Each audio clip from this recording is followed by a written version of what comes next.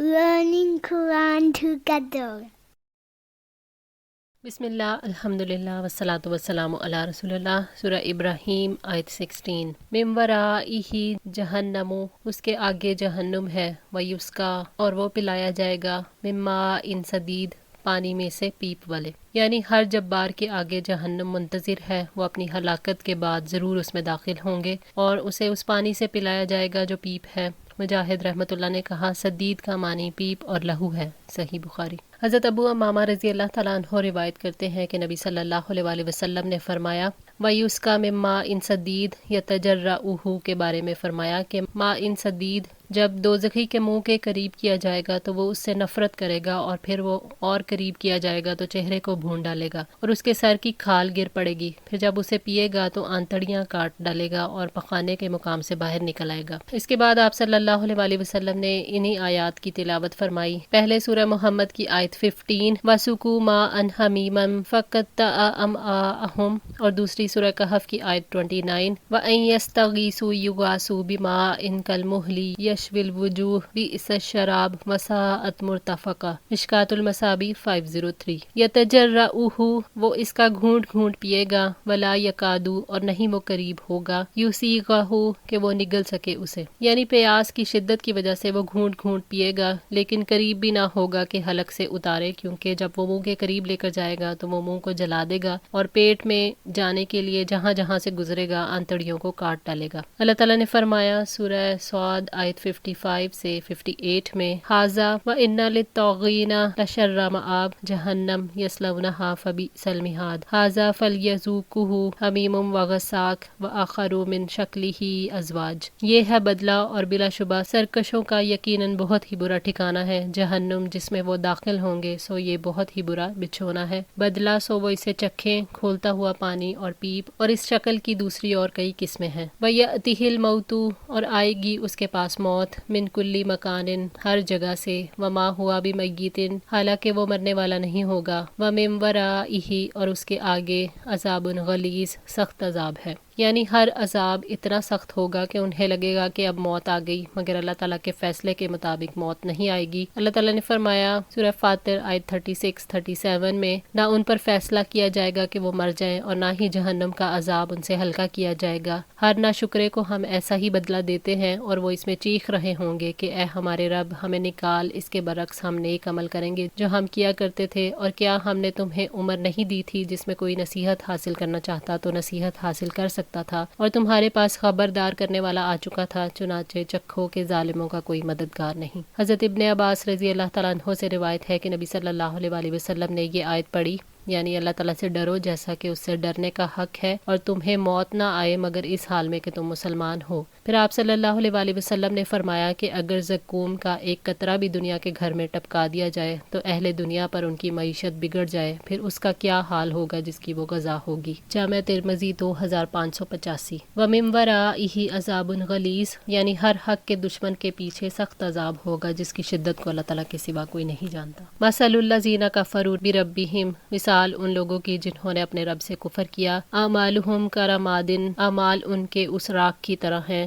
اشتدت، کہ سخت چلی ہو، بہی ریحو، اس پر ہوا، فی یوم آصفن، ایک دن میں تیز ہوا کے۔ اللہ تعالیٰ نے ان کافروں کے اعمال کی مثال دی ہے جو اپنے رب کو جھٹلاتے ہیں۔ ان اعمال سے مراد یا تو وہ اعمال ہیں جو بظاہر اچھے ہیں، یا وہ جو اپنے رب کی خاطر کیے، مثلاً صلہ رحمی، والدین سے حسن سلوک، قیدیوں کو چھڑانا، قربانیاں وغیرہ۔ ان کے عملوں کی عمارت کی بنیاد راکھ ہے، یعنی ان اعمال سے نفع نہیں اٹھایا جا سکتا، جیسے راکھ سب سے گھٹیا اور ہلکی چیز ہے، جیسے آندھی والے دن تیز ہوا سے راکھ میں سے کچھ باقی نہیں رہتا، ایسے ہی کافروں کے اعمال کا بھی انہیں کوئی ثواب ملنے والا نہیں۔ لا یقدرون، نہیں وہ قدرت رکھیں گے، مما کسبوا، جو بھی انہوں نے کمایا اس میں سے، علی شیء، کسی چیز پر، ذالک ھو الضلال البعید، یہی دور کی گمراہی ہے، یعنی وہ اپنے اعمال کا ثواب نہیں پا سکیں گے کیونکہ وہ شرک پر مبنی باطل اعمال ہیں۔ حضرت حضرت انس بن مالک رضی اللہ تعالیٰ عنہ سے روایت ہے کہ نبی صلی اللہ علیہ وسلم نے فرمایا، بے شک اللہ تعالیٰ کسی مومن سے ایک نیکی کا بھی ظلم نہیں کرے گا، دنیا میں اسے اس کا بدلہ عطا کیا جاتا ہے اور آخرت میں بھی اسے اس کا بدلہ عطا کیا جائے گا، اور کافر کو دنیا میں ہی بدلہ عطا کر دیا جاتا ہے جو وہ نیکیاں اللہ تعالیٰ کی رضا کے لیے کرتا ہے، یہاں تک کہ جب آخرت میں فیصلہ ہوگا تو اس کے لیے کوئی نیکی نہ ہوگی جس کا اسے بدلہ دیا جائے۔ صحیح مسلم 7079۔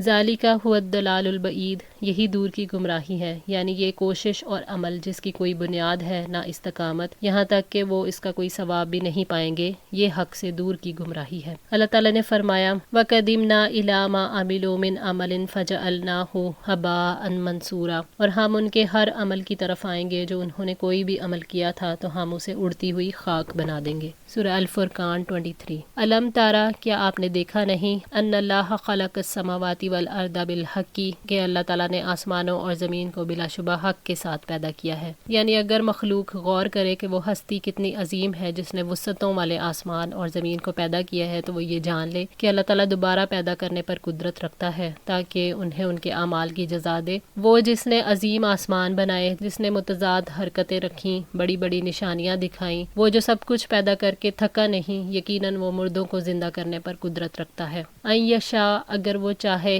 یذہبکم، تو تم کو لے جائے، ویأتی بخلق جدید، اور ایک نئی مخلوق لے آئے، یعنی وہ تمہیں ختم کر دے، تمہارے آثار مٹا دے، اور ایسے لوگوں کو لے آئے جو اس کی توحید کو ماننے والے ہوں، اس کے اطاعت گزار ہوں۔ وما ذالک علی اللہ بعزیز، اور یہ اللہ تعالیٰ پر بالکل بھی دشوار نہیں۔ وہ رب جو آسمانوں اور زمین کو تخلیق کر سکتا ہے، جس کے لیے طوفانوں سے ہر چیز کا اڑا دینا ممکن ہے، اس کے لیے کسی قوم کو اٹھانا یا گرانا مشکل نہیں، یہ اللہ تعالیٰ کے لیے بہت آسان ہے۔ وبرزوا للہ جمیعا، اور وہ سب کے سب اللہ تعالیٰ کے سامنے ہوں گے۔ قیامت کے دن تمام انسان، مومن، کافر، نیک اور برے لوگ، سب اپنی قبروں سے نکل کر اپنے رب کے سامنے پیش ہوں گے، سب ایک ہموار زمین پر کھڑے ہوں گے جس میں کوئی نہ خود چھپ سکے گا نہ اس کے معاملات۔ فقال الضعفاء، تو کمزور لوگ کہیں گے، للذین استکبروا، ان سے جنہوں نے تکبر کیا، انا کنا لکم تبعا، کہ یقیناً ہم تو تمہارے پیروکار تھے، فہل انتم مغنون عنا، تو کیا تم بچانے والے ہو ہمیں، من عذاب اللہ،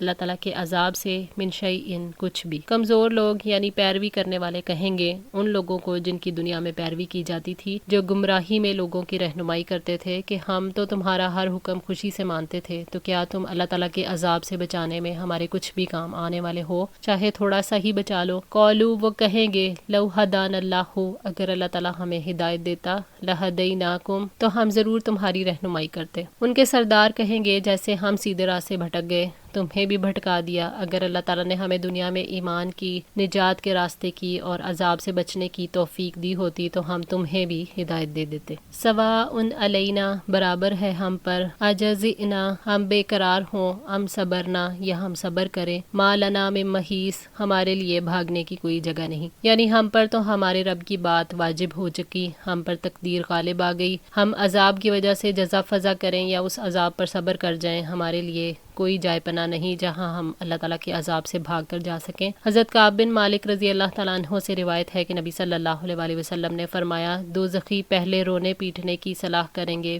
چنانچہ وہ 500 برس تک خوب روئے پیٹیں گے، لیکن جب دیکھیں گے کہ کوئی فائدہ نہیں ہوا تو صبر کرنے کی صلاح کریں گے، پھر 500 سال تک صبر کیے رہیں گے، پھر جب دیکھیں گے کہ اس سے بھی کوئی فائدہ نہیں ہوا تو کہیں گے، سواء علینا اجزئنا ام صبرنا ما لنا من محیص۔ وقال الشیطان، اور شیطان کہے گا، لما قضی الامر، جب کام کا فیصلہ کر دیا جائے گا، ان اللہ وعدکم وعد الحق، بلا شبہ اللہ تعالیٰ نے تم سے جو وعدہ کیا تھا وہ سچا وعدہ تھا، ووعدتکم، اور میں نے تم سے جو وعدہ کیا تھا، فاخلفتکم، سو میں نے تم سے خلاف ورزی کی۔ شیطان بنی آدم کا دشمن جو دنیا میں ہونے والی ہر برائی کا سبب ہے، وہ اہل جہنم سے برات کا اظہار کرتے ہوئے انہیں افسوس دلانے کے لیے کہے گا، جب جنت والے جنت میں اور جہنم والے جہنم میں چلے جائیں گے کہ بلا شبہ اللہ تعالیٰ نے تم سے جو وعدہ کیا وہ سچا وعدہ تھا، یعنی جو ایمان لا کر نیک عمل کرے گا، شرک اور نافرمانیوں سے بچے گا، میں اسے جنت میں داخل کروں گا، اور جو کوئی کفر اور شرک اور نافرمانیاں کرے گا تو میں اسے توہین امیز عذاب دوں گا۔ اگر تم نے اطاعت کی ہوتی اور رسولوں کی جانب سے کیے گئے سچے وعدوں پر یقین کیا ہوتا تو تم بھی اس عظیم نعمت کو حاصل کر لیتے، اور جو میں نے وعدے کیے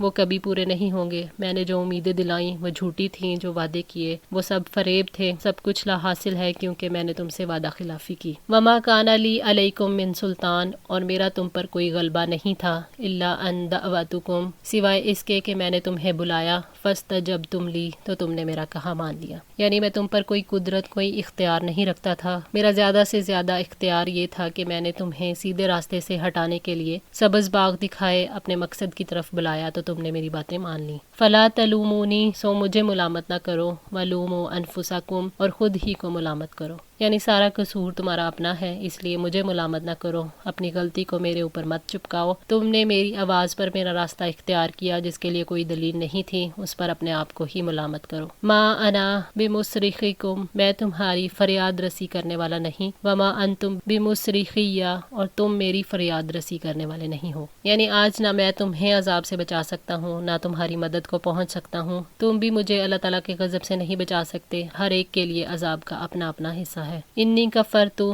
یقیناً میں بالکل انکار کرتا ہوں، بما اشرکتمونی من قبل، اس کا جو پہلے تم نے مجھے شریک بنایا، یعنی میں تمہارے شرک کی وجہ سے تم سے نفرت کرتا ہوں، تم نے اس سے پہلے مجھے اللہ کا شریک ٹھہرایا تو میری اطاعت تم پر واجب نہیں تھی، اس لیے میں تمہاری بات کو نہیں مانتا، میں نے تو پہلے ہی کہہ دیا تھا کہ میں اللہ تعالیٰ کا شریک نہیں ہوں۔ ان الظالمین، ظالموں کے لیے یقیناً لہم عذاب علیم، ان کے لیے دردناک عذاب ہے۔ اللہ تعالیٰ نے اپنے بندوں کو شیطان کی بندگی سے ڈرایا ہے، اس نے شیطان کے طریقہ واردات کی وضاحت بھی کر دی ہے کہ کیسے وہ انسان کو گمراہ کرتا ہے، اس کا مقصد تو نسل انسانی کو جہنم تک پہنچانا ہے۔ اس آیت میں اللہ تعالیٰ نے فرمایا ہے کہ شیطان کے پاس کوئی اختیار نہیں، اور ایک دوسری آیت میں فرمایا انما سلطانہ علی الذین یتولونہ والذین ھم بہ مشرکون، یقیناً اس کا زور تو صرف انہی لوگوں پر چلتا ہے جو اسے اپنا سرپرست بناتے ہیں اور جو اللہ کے ساتھ شرک کرنے والے ہیں۔ سورہ نحل آیت 100۔ شیطان جس چیز کی طرف دعوت دیتا ہے اس پر در حقیقت اس کے پاس کوئی دلیل نہیں، وہ زیادہ سے زیادہ یہ کرتا ہے کہ ان کو